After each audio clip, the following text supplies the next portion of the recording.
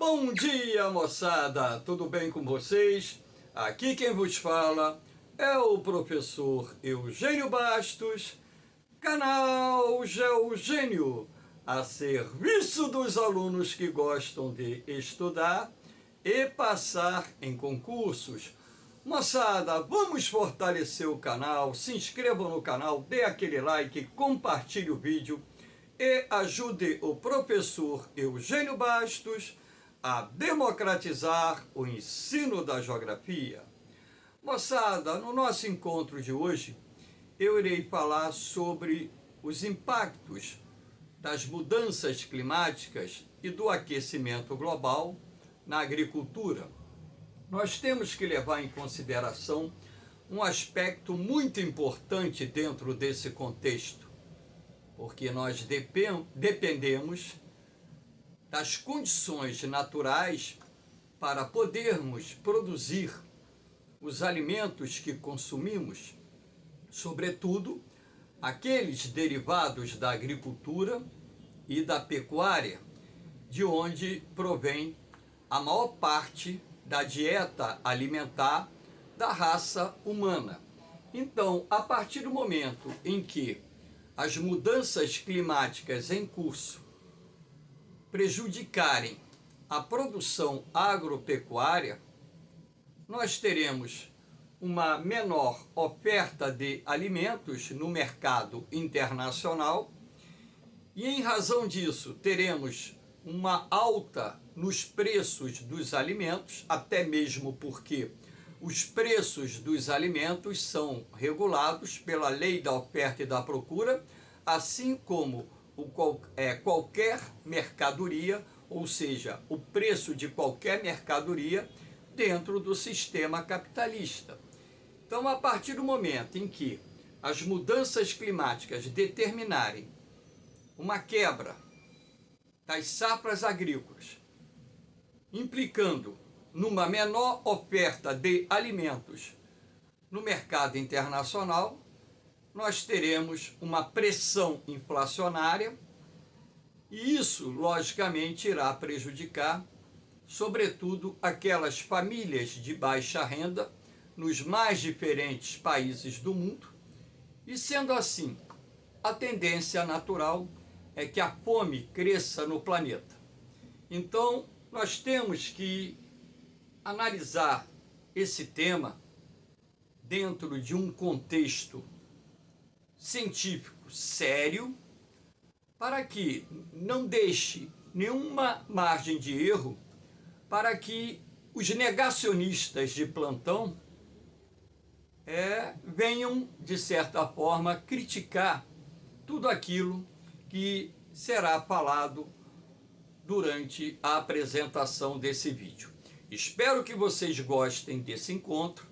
Havendo qualquer dúvida, deixe a sua pergunta lá na parte dos comentários, que eu terei o máximo prazer de respondê-la.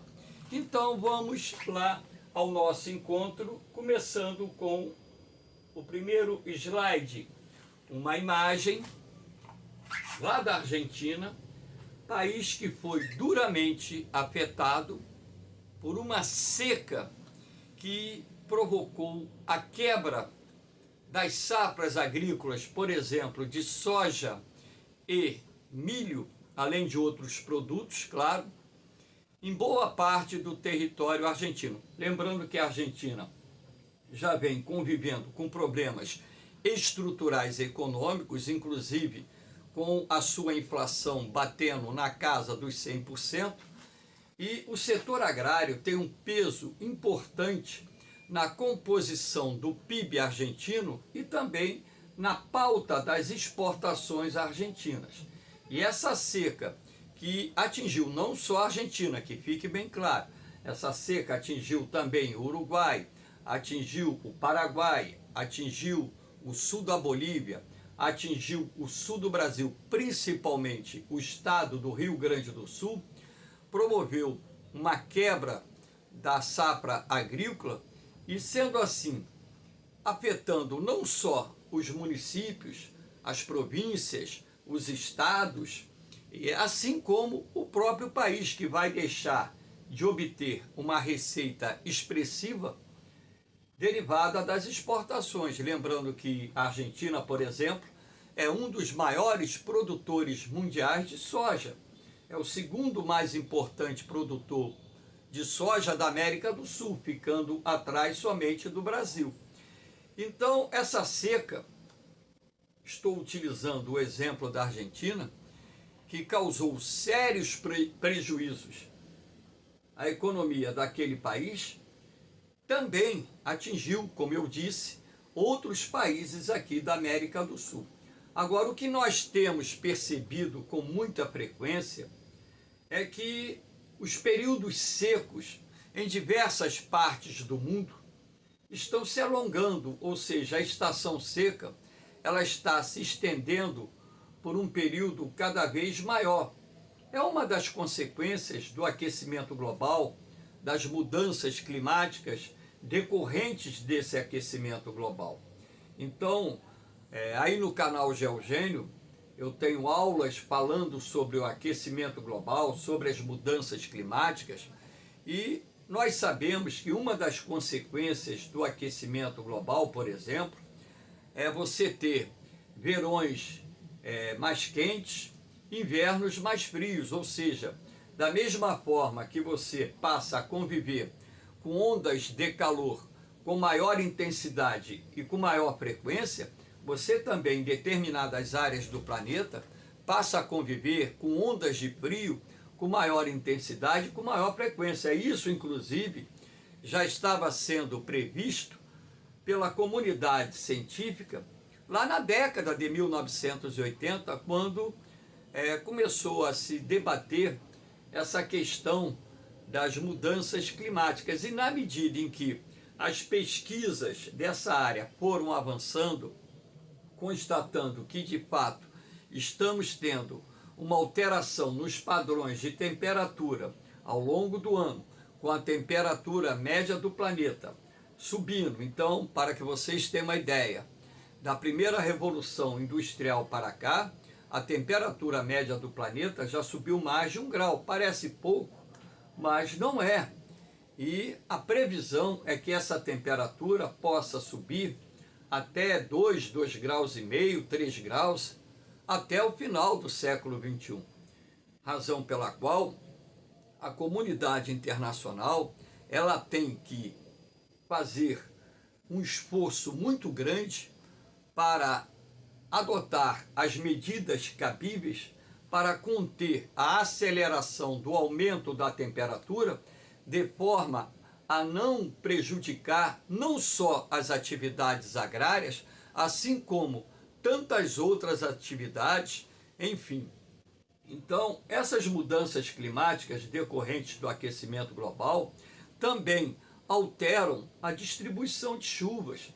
Então, o que nós temos? Ora, a partir do momento que você tem uma mudança na temperatura, você tem uma mudança na pressão atmosférica, você gera uma mudança no regime dos ventos, inclusive até mesmo podendo causar uma mudança na direção dos ventos. Isso acaba, direta e indiretamente, influenciando na distribuição de chuvas.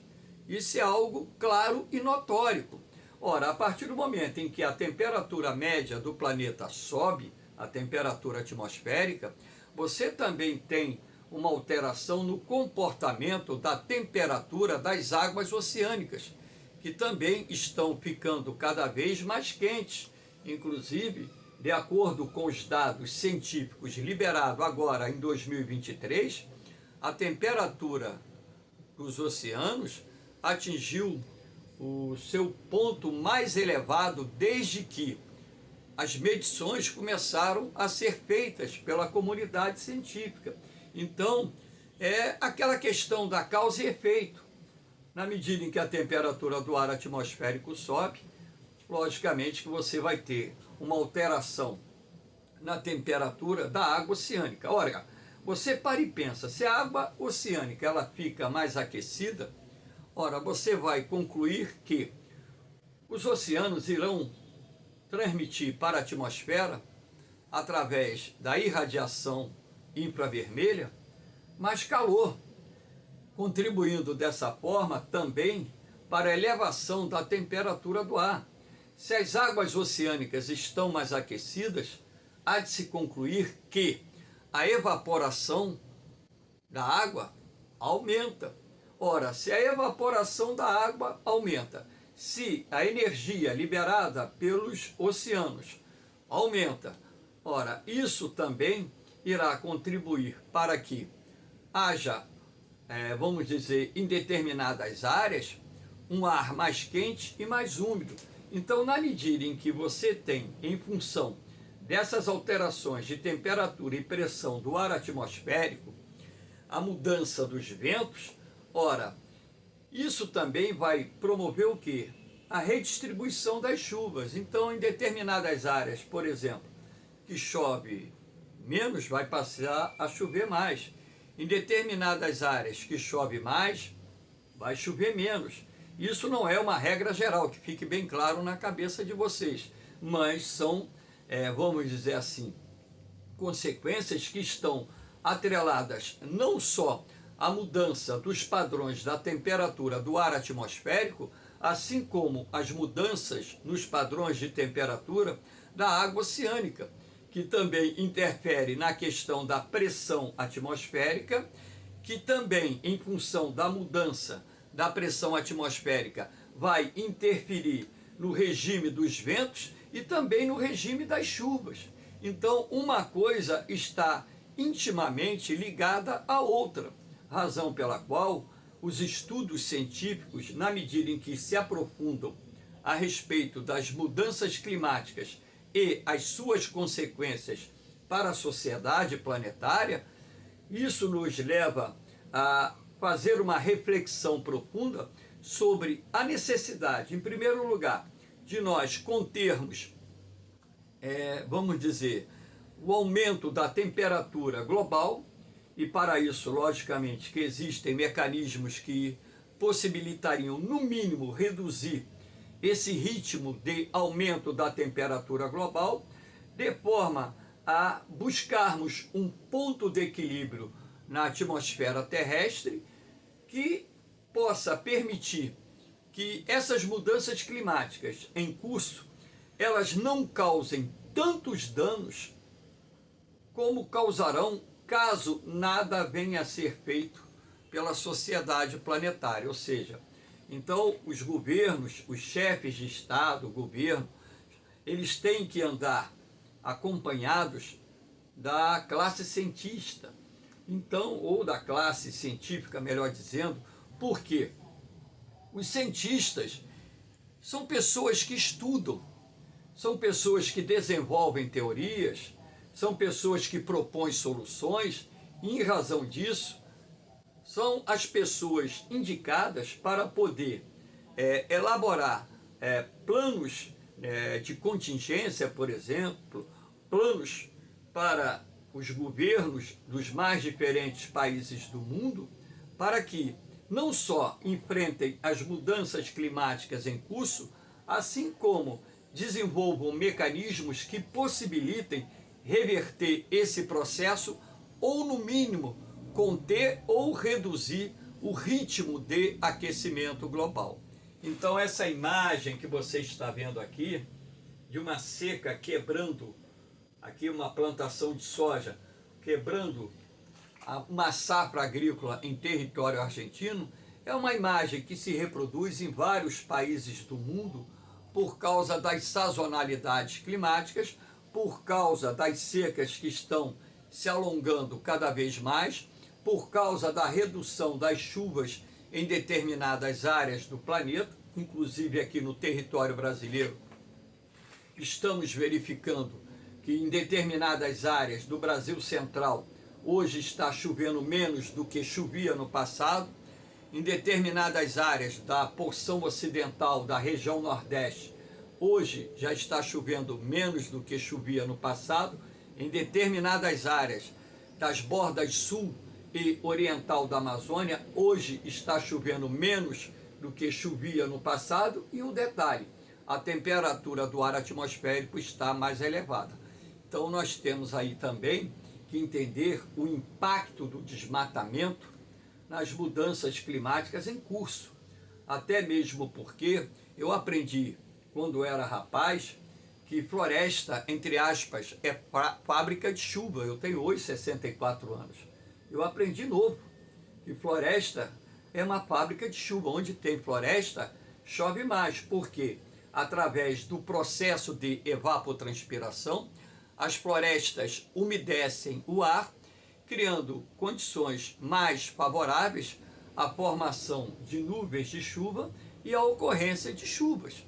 Então, na medida em que o desmatamento avança no planeta e você tem uma redução da cobertura florestal, a consequência imediata de todo esse processo não se restringe à alteração nos padrões de temperatura. Nós temos também as alterações nos padrões de precipitação, o que nos remete a fazer uma reflexão muito profunda sobre aquilo que nós devemos, planejar, as ações que devemos desenvolver para conter essas mudanças climáticas em curso no nosso planeta. Então, aqui nós temos uma imagem para mostrar a vocês o desmatamento no mundo. Então, aqui você já pode perceber, aqui é a América do Sul, onde tem o verde escuro, é a floresta tropical, a floresta ainda preservada. E você pode perceber que aqui na borda sul e oriental da Amazônia, o desmatamento avançou muito. Se fala, 20% da floresta amazônica foi perdida no Brasil. Cara, desde a década de 1980, já se passaram 40 anos, se fala que a floresta amazônica perdeu 20% da sua área. Vamos parar de colocar uma cortina de fumaça no desmatamento da Amazônia. O percentual de desmatamento da Amazônia é muito maior do que esse que está sendo anunciado. Percentual da área desmatada. Percentual da área desmatada. Porque é inadmissível há 40 anos se falar que a floresta amazônica perdeu 20% da sua área, quando a cada ano milhares de quilômetros quadrados da floresta amazônica têm sido perdidos em função da expansão das fronteiras agrícolas e também em função da exploração madeireira. As queimadas, elas estão atreladas à expansão das atividades agrárias. Assim como acontece na Amazônia Sul-Americana, porque o problema não é restrito ao território brasileiro, esse problema se estende também a outros países. Você tem aqui na floresta equatorial africana, que é a segunda maior floresta tropical do mundo, o processo avançando. Ou seja, a cada ano a cobertura da floresta equatorial africana diminui cada vez mais, com implicação na distribuição de chuvas e na temperatura. Isso também causando o quê? A expansão do ritmo de desertificação, não só na região do Sahel, que contorna a borda sul aqui do deserto do Saara, como aqui no sul-sudeste, onde nós temos os desertos da Namíbia e do Kalahari. Esse processo também está em curso aqui na Austrália. A Austrália tem 2/3 do seu território, aproximadamente, composto por regiões áridas e semiáridas. E na medida em que o processo de expansão das atividades agrárias nesse país avança e o desmatamento avança, ora, nós estamos verificando uma redução nos padrões de chuvas secas mais prolongadas que tem impactado o setor agrário australiano. A Austrália tem uma agricultura muito moderna, muito tecnificada. Esse processo também está em curso há mais tempo, claro, na Europa, está há mais tempo na América do Norte, está ocorrendo também num ritmo acelerado na Ásia. As florestas tropicais aqui do Sudeste Asiático já perderam uma extensa cobertura em função do desmatamento, não só voltado para a exploração madeireira, como também para a expansão das atividades agrárias. Nós temos que lembrar que essa região aqui do continente asiático é composta por países com populações absolutas muito altas, e na medida em que essas populações crescem, a pressão para a produção de alimentos aumenta, e na medida em que há uma crescente necessidade de ampliar a oferta de alimentos, você vai ocupando novas áreas que até então eram cobertas por florestas para o desenvolvimento das atividades agrárias, impactando o clima, não só local, como no seu conjunto. Esses impactos acabam acontecendo em todo o planeta. Aqui nós temos, por exemplo, acabei apertando aqui errado, só um minuto.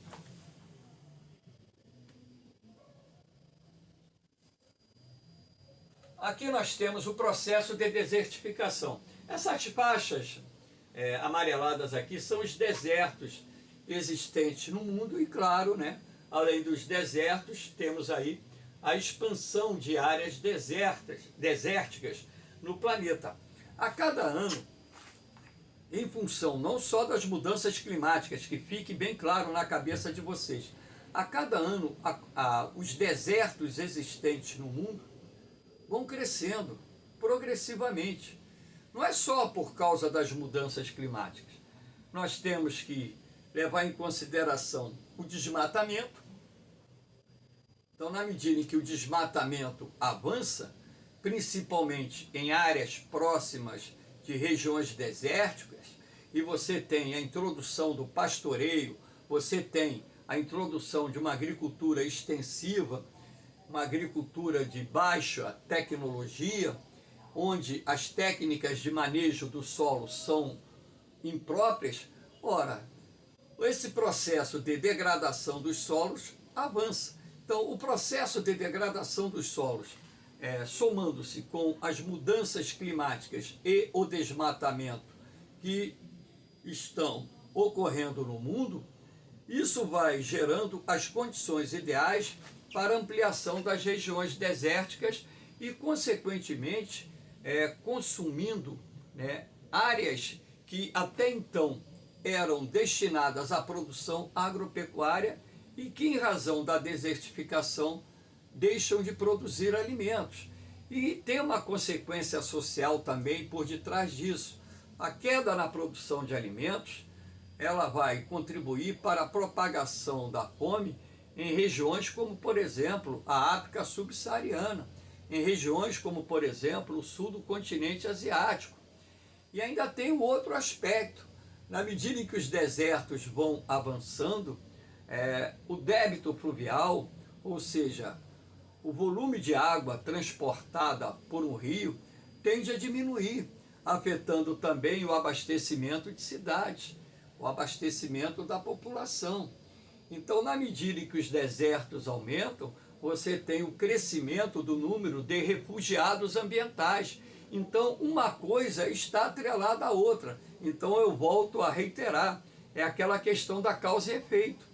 Então, a partir do momento que temos um processo em curso, que é derivado principalmente da ação antrópica no nosso planeta, e essa ação antrópica há séculos tem alterado, vamos dizer, as condições naturais da Terra, principalmente afetando os ecossistemas do planeta, isso está contribuindo para que as mudanças climáticas se acelerem e essas mudanças climáticas provoquem não só o aumento do processo de desertificação, a elevação da temperatura, a mudança no regime das chuvas, a mudança no regime dos ventos, assim como também vai causar o aumento da fome no nosso planeta e também vai causar o crescimento do número de refugiados ambientais na Terra. Então nós temos que fazer, em cima disso aí, uma análise profunda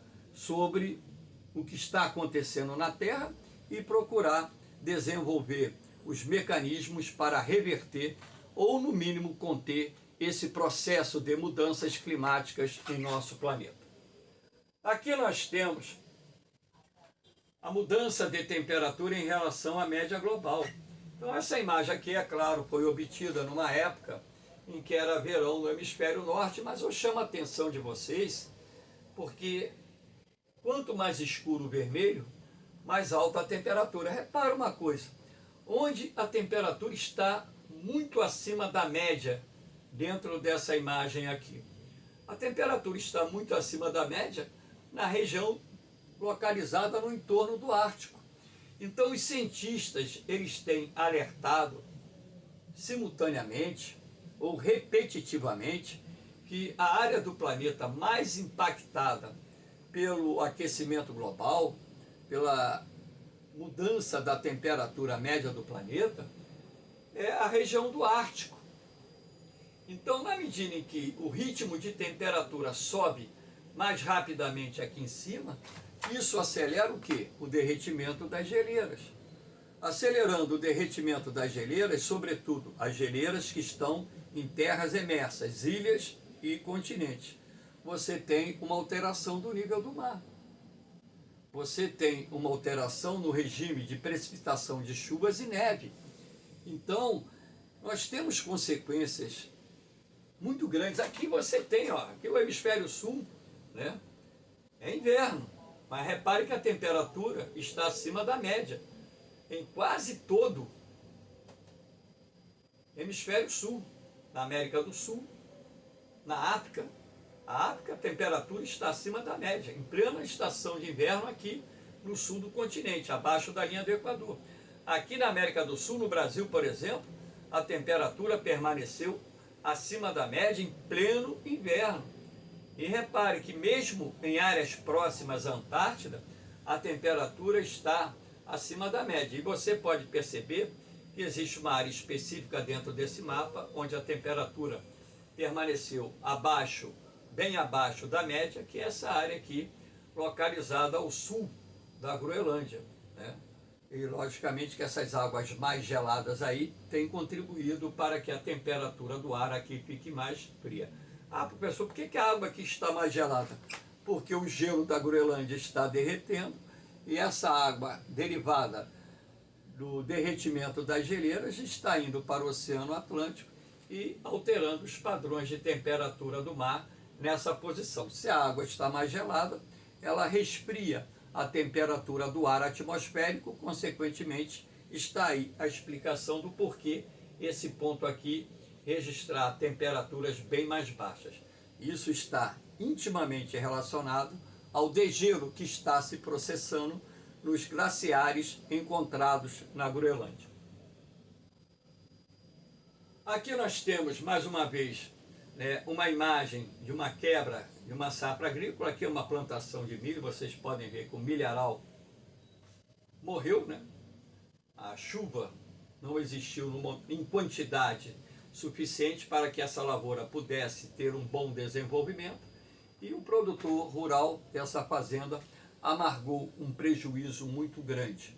Então, o que está se prevendo até 2050, por exemplo, que as mudanças climáticas vão afetar o Brasil Central, que hoje é o celeiro agrícola do país, e inclusive uma previsão de quebra de safras que irão gerar prejuízos de alguns bilhões de dólares à economia brasileira, visto que o avanço do desmatamento na Amazônia tem contribuído não só para as mudanças nos padrões de temperatura na região centro-oeste, como também as mudanças no quantitativo de chuvas naquela região, inclusive com a estação seca se prolongando cada vez mais. Então é uma consequência triste dessas mudanças climáticas que estão em curso no nosso planeta. Aqui nós temos também uma outra consequência que deve ser levada em consideração. A partir do momento em que a temperatura do ar em determinadas áreas fica mais quente e o ar fica mais úmido, você vai ter o quê? A proliferação de doenças. Aqui nós temos uma infestação de fungos. Então, logicamente que certas doenças, certos fungos, você pode controlar através do uso de fungicida, por exemplo. Determinadas doenças são combatidas através do emprego de agrotóxicos, mas o que eu quero mostrar é que a partir do momento em que em determinadas áreas o clima fique mais quente e mais úmido, também nós teremos um impacto no setor agrário. Se chover em excesso, você tem quebra da safra. Calor e umidade favorecem a propagação de determinadas doenças, determinados fungos. Isso afeta a produtividade da lavoura. Então, repare que essas mudanças climáticas, elas são prejudiciais às atividades agrárias, não só por causa das secas, mas também por causa do excesso de chuva, o excesso de calor, o excesso de umidade, porque plantas são seres vivos que também estão sujeitos às consequências das mudanças climáticas que estão em curso no nosso planeta. Aqui nós temos destruição das lavouras por chuvas torrenciais. Aqui tem uma plantação de milho que foi totalmente aqui arrasada nesse trecho. Provavelmente uma tempestade acompanhada de ventos muito fortes e provavelmente uma queda de granizo. E aqui você vê a lavoura de milho totalmente arriada em razão das chuvas torrenciais que atingiram essa propriedade e causaram, provavelmente até de repente por aqui passou um tornado, porque se você ver ao fundo aqui, a lavoura está preservada, mas aqui ela está toda virada no sentido. Então, pode ser que nessa área aqui tenha passado um tornado que tenha quebrado, né, a produção nesse ponto aqui da propriedade. Então, as chuvas torrenciais também são prejudiciais. A queda de granizo, ventos muito fortes, destrói lavouras. Chuvas, inundações destroem lavouras. Chuvas em excesso são extremamente prejudiciais à agricultura. Então nós temos que ter, né, o cuidado de entender que essas mudanças climáticas podem representar para nós consequências terríveis, porque nós dependemos daquilo que o campo produz para sobreviver. Ninguém consegue viver por muito tempo sem comida. Aqui nós temos os efeitos das mudanças climáticas. Então, eu vou ler aqui para vocês, né, o deslocamento de populações inteiras, né, aquilo que nós chamamos de refugiados ambientais, a queda da produtividade agrícola, que eu mencionei ao longo dessa exposição, o aumento dos preços dos alimentos básicos ou de consumo habitual. Isso se deve pela menor oferta de determinados alimentos. Então, a partir do momento que as mudanças climáticas diminuam a produtividade na lavoura, a oferta de alimentos no mercado, ora, como os preços são regulados pela lei da oferta e da procura, se a oferta é menor e a procura cresce, os preços sobem e as famílias mais pobres acabam sendo prejudicadas por esse processo. O aumento da pobreza provocada por fenômenos meteorológicos extremos, né? Tempestades, secas, enfim. Propagação de doenças devido ao aumento da temperatura, não só o aumento da temperatura, mas também o aumento da umidade, que fique bem claro. Custos de adaptação de zonas costeiras à subida do nível do mar, aquilo que eu disse, né, na medida em que a temperatura da água do mar fica mais alta e a temperatura do ar atmosférico também, você tem uma aceleração do derretimento dos glaciares. E as geleiras, quando se encontram em terras emersas e derretem, elas acabam contribuindo para a elevação do nível do mar. Perda da capacidade de trabalho devido ao calor. Eu acho que todos nós, eu que moro aqui no Rio de Janeiro, sei muito bem, quando o dia está extremamente quente, a gente se sente mal no trabalho, né? Dá aquela lombeira, né? Aquela preguiça, o seu desempenho é prejudicado tanto na cidade como no campo. Não tem como ser diferente, porque nós temos um limite de resistência física, biológica, mais conflitos bélicos para ter acesso a recursos limitados. É uma consequência que, infelizmente, vai acontecer. Guerras para que países, estados, nações tenham acesso a determinados recursos. Agravamento do acesso à água potável em determinadas áreas, e esse agravamento, essas crises hídricas, como são chamadas, já têm sido recorrentes em várias partes do mundo, inclusive aqui no Brasil. Então, moçada, eu espero que vocês tenham gostado desse encontro. Pô, dá aquele like, dá aquela força aí no canal, deixa o seu comentário, diz se a aula foi boa, se gostou da aula, dá uma sugestão para um vídeo novo, uma aula nova, né? Porque o canal Geogênio, eu tenho repetido isso, reiterado, ele não é monetizado. E eu não tenho o objetivo de ganhar dinheiro no YouTube, mas tenho dito nas últimas aulas que caso eu venha a ser obrigado pelo YouTube a receber pela monetização, se isso acontecer, eu vou mostrar a vocês o valor que eu recebi e vou mostrar a vocês a doação desse dinheiro para uma instituição de caridade, uma instituição filantrópica, um orfanato, um asilo, né, um hospital do câncer infantil. É isso que eu vou fazer. O objetivo do canal Geogênio é se transformar numa importante ferramenta de apoio a você jovem, a você adulto que está se preparando para concursos. E a única coisa que eu peço em troca é que ajude a divulgar esse canal para que um número maior de pessoas possam ter acesso a essas informações e, claro, melhorarem o seu desempenho nos concursos. Valeu, moçada! No mais, um beijão no coração de vocês, um forte abraço, fiquem com Deus, eu vou, mas eu volto, hein? Fui!